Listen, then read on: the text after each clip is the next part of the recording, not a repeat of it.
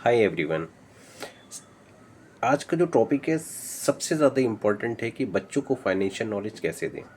बच्चों को financial knowledge देना इसलिए इम्पोर्टेंट है ताकि बच्चे अभी से द वैल्यू ऑफ मनी को समझें और इस चीज़ को समझें कि मनी की वैल्यू क्या है।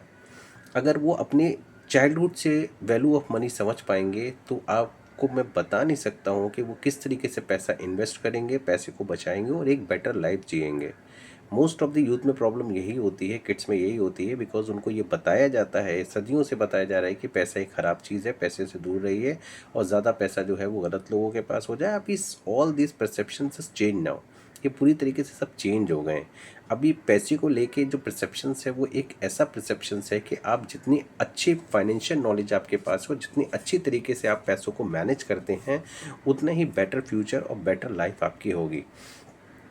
तो कुछ ऐसे टिप्स हैं जो बच्चों को आप इनिशियल स्टेज के ऊपर बताते हैं कि किसी के सबसे पहला और इम्पॉर्टेंट टिप्स ये है कि बच्चों को ये बताएं कि save first and spend letter.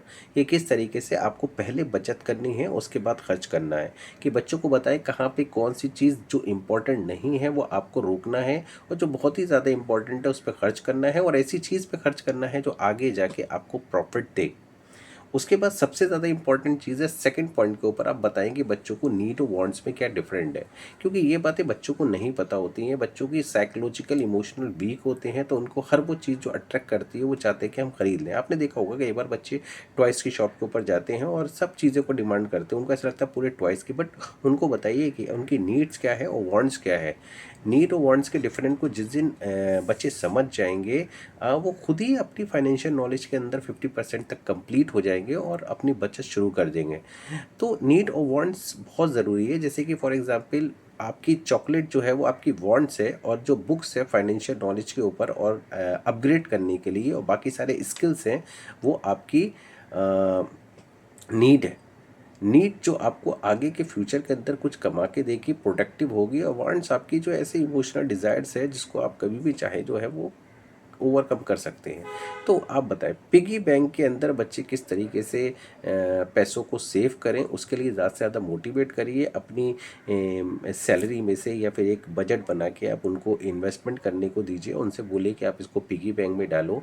और पिगी बैंक के बाद अभी तो बहुत सारे बैंकों ने चाइल्ड सेविंग अकाउंट्स भी स्टार्ट कर दिया है, तो आप उनसे बोलिए कि आप जाइए खुद बैंक में, आप उनको लेके जाइए, उनको बैंक का सिस्टम इंट्रोड्यूस कराइए और उनको बोलिए कि आप उनको ये चीज़ समझाइए कि अगर तुम अपने पिगी बैंक में डालोगे तो वन वन मंथ या 6 मंथ के बाद तुम पैसा निकालोगे तो उतना ही मिलेगा, बट अगर तुम सेविंग में डालोगे तो तुमको ये बढ़ के मिलेगा। तो बच्चों के अंदर एक क्यूरियोसिटी इंटरेस्ट होगी कि पैसों को किस तरीके से ग्रो किया जाए और उनको कंपाउंडिंग बताइए। ये सारी चीज़ें अभी बताने की बहुत ज़्यादा ज़रूरत है, क्योंकि बड़े होने के बाद जब पैसा आने के बाद ये सब चीज़ों का इतना ज़्यादा रोल इसलिए नहीं रहा था क्योंकि तब तक बच्चों को ये सब चीज़ें स्किप हो चुकी होती हैं और इतनी इंपॉर्टेंस नहीं होती हैं।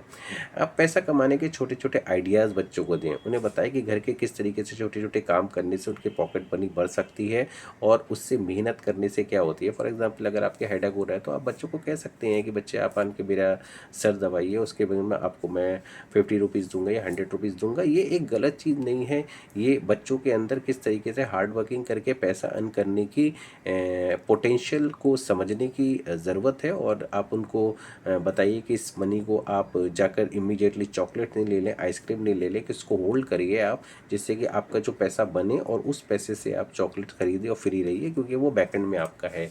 और आप बहुत सारी ऐसी चीज़ें हैं जो बच्चों को सिखा सकते हैं।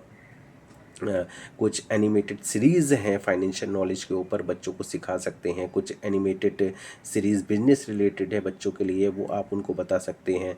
और बच्चों की जो पिगी बैंक है उसका नाम जो है आप वो फ्यूचर फंड रखिए, जिससे कि बच्चों के अंदर उस चीज़ को लेके क्यूरियोसिटी हो। और हफ्ते में आप 2 बार 3 बार ज़रूर बच्चों के साथ बैठिए और उनको उनका एक बजट बनाइए और उनको बताइए कि किस तरीके से बजट में से हमको खर्चा करना है।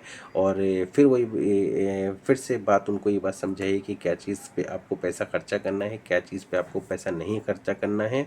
और बच्चों को आप पैसे दे के खुद ख़रीदारी करने दें, जिससे कि उनकी एक एक्सपीरियंस बढ़े और एक नॉलेज बढ़े। ये सारी चीज़ों को करने से बच्चों के अंदर फाइनेंशियल लिटरेसी क्रिएट होगी और इस फाइनेंशियल लिटरेसी क्रिएट करने के बाद रियली आपके बच्चे थोड़े टाइम के बाद understand the power of the money, the power of the compounding, and how to save the money and how to make a leads a bright career and bright future. Thank you so much. Hope this video will be informative for all of you, and you can enhance and upgrade and motivate your kids to start the saving. Thank you so much.